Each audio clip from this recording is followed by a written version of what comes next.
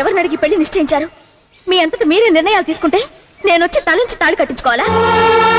అయినా ఏం చూసి నేను పెళ్లి చేసుకోవాలి? చదువా, కల్చరా, డిగ్నిటీయా?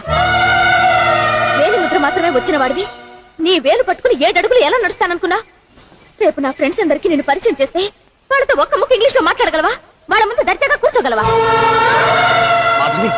నువ్వేనా మాట్లాడుతున్నది? ఇన్నాళ్ళు నువ్వు బాను సరదాగా మాట్లాడుకోలేదా? సంతోషంగా తిరగలేదా? ఆ ఇంటి పెంపుడు కుక్కలతో కూడా సరదాగా తిరిగాను, సంతోషంగా గడిపాను. అంత మాత్రాన వాడి చేత తాళి కట్టించుకోవాలా? అయినా నీ చేత్తో తాళి కట్టించుకోవడం కంటే ఉరితాడు బిగించుకోవడం మంచిది. ఉరి శిక్ష పడ్డ ఖైదీని కూడా నీ ఆఖరి కోరిక ఏమిటని అడుగుతారు. కనీసం అవకాశం కూడా లేకుండా చేశారు. ఎందుకంటే మనమే పెంచాం, మనమే చదివించాం. మనం ఏం చెప్పినా గంగిరెద్దులో తలొస్తుంది అనుకున్నారు, అంతే కదా?